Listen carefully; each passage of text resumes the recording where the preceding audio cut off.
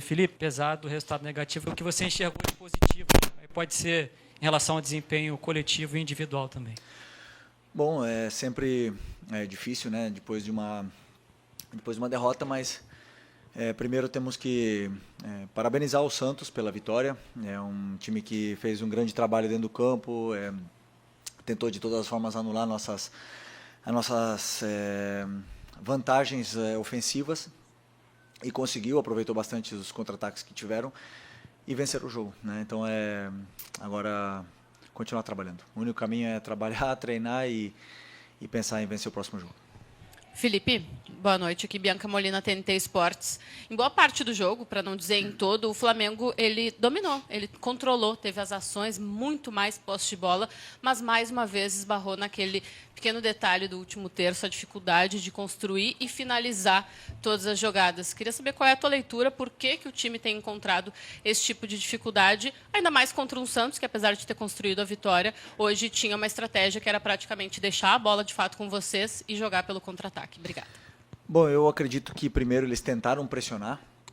A gente viu no começo do jogo, eles saíram jogando uma também, a gente tentou pressionar, eles conseguiram sair jogando e depois eles tentaram e a gente conseguiu sair muito bem dessa primeira pressão deles e acabamos dominando e defendendo com a bola, né? Tendo a posse, tendo o domínio, e eu concordo contigo onde você fala que no terço final, né, na área do Santos, eu acho que é onde faltou um pouco mais de agressividade, para a gente finalizar as jogadas, um pouco mais de coragem para arriscar mais cruzamentos, para chutar de fora da área, ou até mesmo 1 contra 1, num time que estava tão bem defensivamente, né? Um time que está muito bem trabalhado pelo Kleber.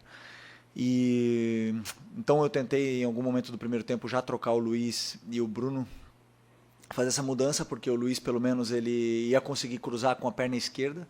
Tentei isso, mas mesmo assim o Santos estava bloqueando bastante nossos movimentos e nossos cruzamentos e as nossas entradas na área, e acabamos que criamos esse volume, mas não conseguimos converter isso em ocasiões, em chances de gol, né? Então agora vamos analisar realmente o que podemos fazer de diferente para poder superar esse tipo de defesa.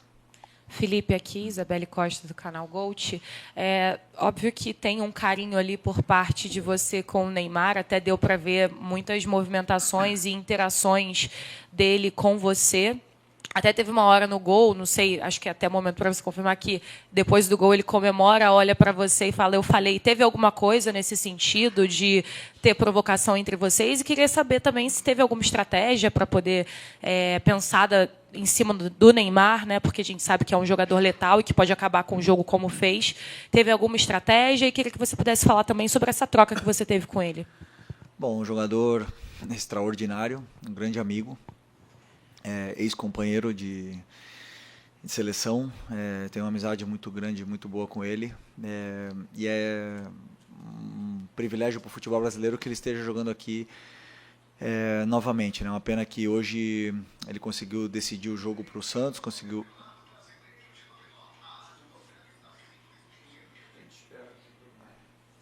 Okay. Ele conseguiu decidir o jogo para o Santos, um jogador que é determinante, um jogador que pega a bola e sempre faz alguma coisa, sempre faz uma jogada de perigo, de efeito, ou deixa algum companheiro na cara do gol. E esse tipo de jogador, obviamente, que tentamos ter um cuidado especial. Primeiro, não deixar ele ter tempo, que não deixar ele receber, sempre ter gente em cima. Mas ele, claro, é um jogador tão determinante, ele tira sempre o marcador que vem perto, ele tem uma visão de jogo muito boa e acaba sempre colocando o companheiro dele em vantagem, né? Mas, na verdade, o Santos criou mais chances, não foi assim, se não foi com nossas perdas da bola, né? Mais em transição, contra-ataques, momentos que a gente estava confortável, que a gente tentava acelerar a jogada, acabava forçando um passe, errando no meio e acabamos sofrendo assim, né? E eu tentei corrigir isso no intervalo, tentei segurar um pouco mais o Varela, sempre, principalmente para isso, para tentar segurar essas investidas, que era a única forma que o Santos estava criando perigo na gente, mas infelizmente no erro nosso eles conseguiram fazer o gol. Isso é futebol. Continuar insistindo em que nosso time tem que tentar se proteger bem desses contra-ataques, porque quando a gente tem muito tempo a bola, é a forma que o adversário tem de nos machucar. Boa noite, Felipe. Tudo bem? Sidão Marinho da Litoral News. Hoje você colocou o Wallace no segundo tempo. Queria te perguntar se na estratégia com o Wallace era a minutagem que você já esperava, se daria para dar um pouco mais de tempo para o jogador, e que explicasse também o motivo de não utilizar o Matheus Gonçalves dentro do gramado. É um jogador que tinha um negócio com o Cruzeiro, mesmo disse, vai ficar no Flamengo, disse que vai batalhar para ganhar o espaço dele, mas que obviamente quer jogar. Ele tem treinado bem? Qual o motivo de não ganhar a oportunidade? Obrigado.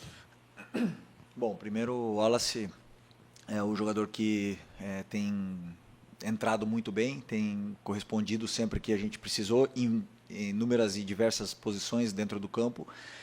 Um jogador que tem gol, tem assistências, luta pela equipe, então sempre contamos com ele. Hoje eu pensei em colocar nesse momento porque era o que o jogo estava pedindo. Eu não calculei antes do jogo o tempo que ele ia jogar, senão o que estava pedindo o jogo. E o Matheus era uma opção de banco. No momento que a gente tomou o gol, eu só tinha mais uma troca e optei por colocar o Juninho para ter 2 atacantes dentro da área, porque a gente ia chegar com certeza mais por fora, porque o Santos ia se fechar muito por dentro, né? Então esse foi o pensamento. O Matheus, né, como eu já também falei na outra entrevista, muito nobre da parte dele, de ele querer jogar. Essa semana ele treinou quase toda semana com o Sub-20, é um menino que sempre treinou bem, sempre treina bem, e agora com essa sequência de jogos, com certeza ele vai ter oportunidades para poder demonstrar e falar no campo. Felipe, tudo bem? Boa noite. Gabriel Orfa, canal Paparazzo Rubro-Negro. Felipe, não tem como não te perguntar, hoje é o segundo jogo que o Pedro fica de fora, o Pedro não é relacionado. Eu queria saber um pouco de você, como é que foi a semana, o que rolou durante a semana. A gente teve notícias de uma possível reunião entre vocês, interna no grupo. Eu queria saber como foi a semana, o motivo, novamente, da ausência do Pedro, e se agora que o Bruno Henrique está suspenso contra o Fluminense, tomou o 3º amarelo hoje, se você conta com o retorno do Pedro para o fim de semana. Obrigado. Bom, o assunto do Pedro é um assunto já encerrado, um assunto que eu já falei tudo que tinha que falar na coletiva, ele também já se posicionou, é um assunto encerrado. Agora só a única coisa que nos resta é trabalhar os dois e poder ajudar o Flamengo. Felipe, apesar de ser um assunto encerrado, só quero uma questão que não tem nem muito a ver com o Pedro, tem mais a ver com o departamento de futebol. O jogador soltou uma nota, na nota ele se mostra totalmente chateado com o departamento de futebol por aquela conversa vazada de um membro do departamento de futebol oferecendo um jogador num valor muito abaixo até do que a gente costuma pensar em uma venda dele do Flamengo. Na sua coletiva do sábado, você sugeriu a ele que ele procurasse os companheiros e pedisse desculpa pelo comportamento dele no treino. Queria saber se você também sugeriu aos membros do departamento de futebol, ou ao membro do departamento de futebol, ou ao chefe do departamento de futebol, que conversasse com o Pedro para tentar resolver essa situação e, quem sabe, até pedir desculpa para o jogador. Obrigado. Bom, sinto muito, eu repito, né, um assunto do meu caso totalmente encerrado. Prefiro não opinar sobre isso é um assunto para o pessoal da diretoria, para você fazer diretamente para eles. Sobre isso, da minha parte técnica, o que eu falei já está totalmente encerrado. Felipe, aqui, tudo bem? Eu queria falar um pouquinho sobre essa sequência agora do Campeonato Brasileiro, olhando um pouco para frente. Essa é só a segunda derrota em 13 jogos, enfim, é um campeonato muito longo. E sempre em entrevista coletiva, os treinadores falam, né, da importância de vencer em casa. Às vezes o empate fora também é bom. Hoje, enfim, acabou sendo uma derrota, mas queria que você falasse um pouco sobre essa sequência, porque agora o Flamengo tem a liderança ameaçada, né? O Cruzeiro joga amanhã, enfim. Queria saber se você fica ali olhando a tabela, fica fazendo conta, tem clássico com o Fluminense, que é o próximo jogo. Você, como treinador, fica observando muito isso, fica se prendendo a isso ou deixa rolar e não olha tanto para a tabela? Não, olhamos os resultados que acontecem. Por exemplo, hoje já tem outros jogos, olhamos os outros resultados e vemos como estamos, mas a única coisa que está ao nosso alcance é fazer a nossa parte, né? Então hoje infelizmente não fizemos a nossa parte. É um daqueles jogos onde o adversário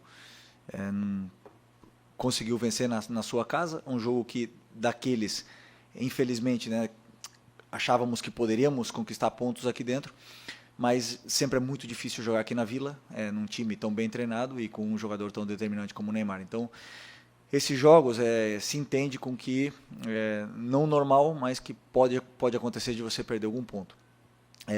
Mas o campeonato é muito longo, como você falou, nós temos que rapidamente reerguer e levantar o ânimo, que temos um clássico domingo, um adversário que também vem muito motivado, né, do grande Mundial que fez e nunca é fácil jogar contra o Fluminense. Felipe, boa noite. Guilherme Lesnock do Lance. Eu queria que você falasse um pouquinho mais sobre o Neymar. Ele fazia tempo que ele não jogava mais de 80 minutos. Hoje ele jogou quase o tempo inteiro. Você, como você conhece ele de antes, queria que você falasse um pouquinho. Esse o Neymar de hoje pode ser um Neymar na seleção brasileira? Você acredita que as partidas que o Neymar fez, como hoje, pode levar novamente para a seleção brasileira? Uma pergunta mais pessoal, pelo você conhecer ele. Todo mundo sabe a qualidade que o Neymar tem, o importante que ele é para o nosso futebol. E hoje eu vi o Neymar fisicamente num nível de Série A. A gente via nos duelos, via nas recomposições, até mesmo ele defendendo e pressionando os nossos zagueiros. Coisa que não vinha fazendo antes dessa pausa, né? É claro, normal depois de tanto tempo parado. Acredito que uma lesão tão grave, tão séria como a que ele teve, sempre como é que fala? Irá requerer cuidados sobre essa parte muscular e também do joelho dele. Mas é um jogador que, quando está bem, ele faz a diferença.